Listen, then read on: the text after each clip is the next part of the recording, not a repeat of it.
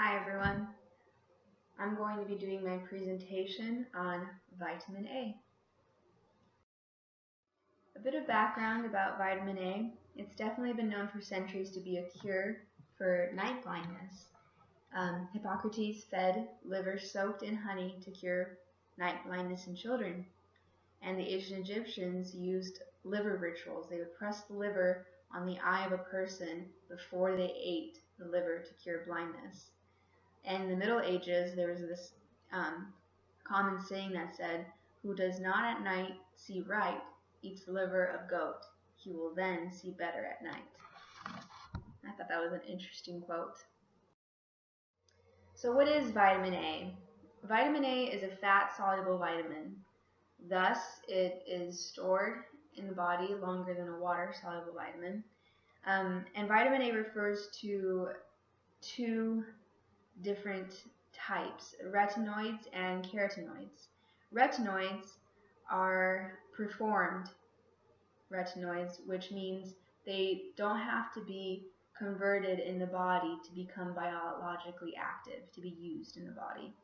And there's three main forms of retinoids. You have retinol, which is an alcohol, retinal, which is an aldehyde, and retinoic, which is an acid.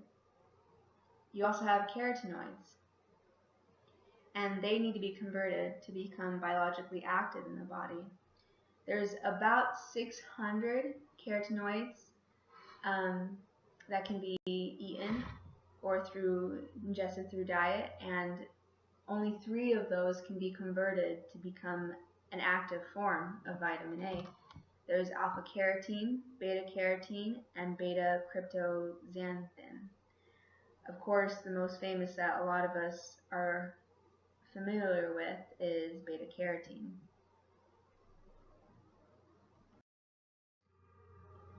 Here to the left, I have the recommended daily allowance chart for vitamin A. And as you can see, for the most part, for adult males and females, the micrograms a day is different. For males, it's about 900, and for females, it's 700. Of course, it's different when you're lactating, or when you're an infant or a child, or when you're pregnant. And the upper level intake, or the tolerable upper level intake for vitamin A for both men and women is 3,000 micrograms a day.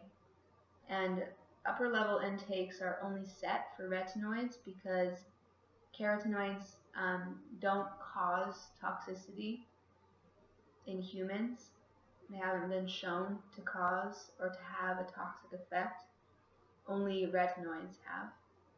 So that's interesting to take note of. So vitamin A has a lot of functions. It does a lot for our bodies.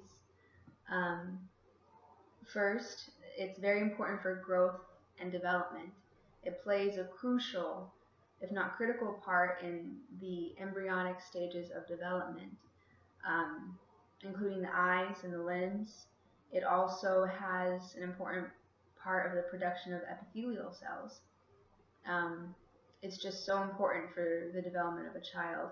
Of course, not too much vitamin A is important, but I also thought it was interesting as I was studying that it was also important for both the cardiovascular and the nervous system development of an embryo.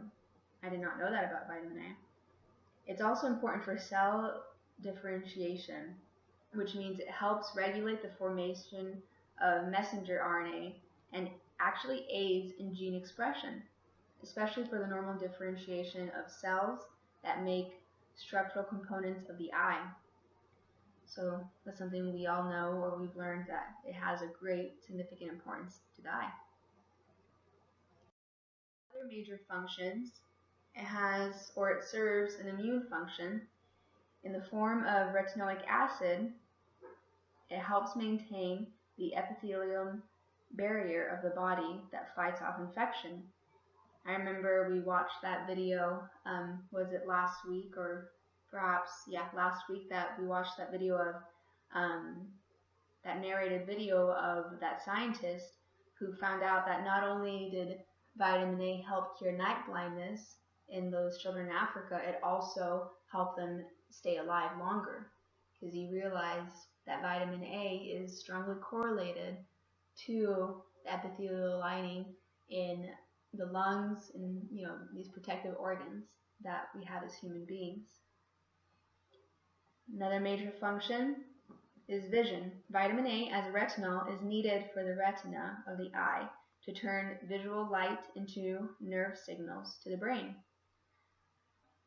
And then also it has a major function, as we know of, many of us know of, in dermatology.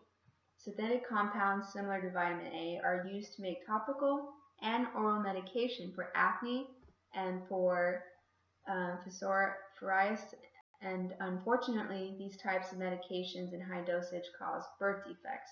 So we've all heard that taking Accutane when you're pregnant is a big no-no, because too much vitamin A is very bad for a child. It can actually cause not just birth defects, but the death of a fetus. So of course moms need to be very careful of how much vitamin A they're consuming. Carotenoids also have major functions.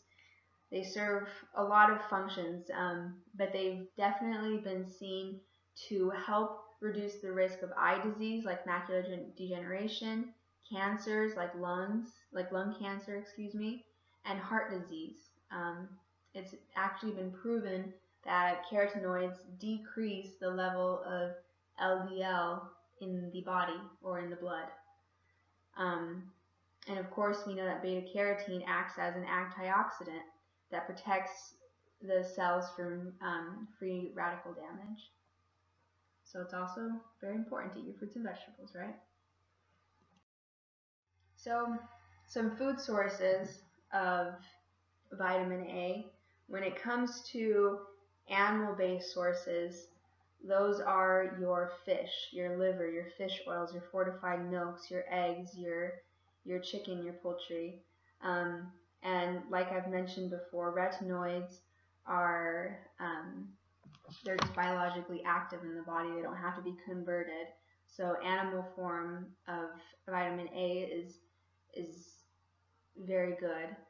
There's also plant-based forms of vitamin A, primarily found in your orange and yellow colored fruits and vegetables, but they are also found in dark leafy greens like kale and broccoli. I particularly like to eat a lot of carrots and sweet potatoes. Those are great forms of vitamin A. They're natural, and they're both things that don't have to really be changed a lot when it comes to cooking or stir frying or whatever not. Although you can have fun when it comes to cooking with vegetables and kale and broccoli. So let's talk about deficiencies. In North America, vitamin A deficiency is uncommon because vitamin A is found in many foods that we typically consume. So it's definitely not a problem here in the United States. But unfortunately, it is quite a problem in developing countries where vitamin A deficiency is actually a major public health concern. We learned in the video of the children in Africa of night blindness and how it affects most of the children in developing countries. And this night blindness is where pigmentation and lubrication of the eye is lost. Symptoms, of course, include changes in the eye. Deficiencies also cause changes in skin and can lead to impaired growth. Unfortunately, those susceptible are those that most likely live in developing countries, those that are premature infants, those that are impoverished, that don't get enough nutrients from the foods they eat. Older adults are also susceptible to a deficiency in vitamin A. Alcoholics as well are also susceptible to deficiencies in vitamin A. And here to the right, you can see a picture of or get an idea of what night blindness would be like to someone in Africa or someone living in a developing country where they struggle with this issue. Okay, let's talk about toxicity. So the exact opposite. Toxicity of vitamin A is called hypervitaminosis A. Hope I said that right. It occurs after a long-term supplemental use of the vitamin, 5 to 10 times greater than the recommended daily allowance. And it's also set for, like I said, retinoids, not carotenoids, because carotenoids haven't been proven to cause a toxicity issue as retinoids have. But that standard is set to 3,000 micrograms a day. And in that chart right here that I have in the slide, this is from the textbook.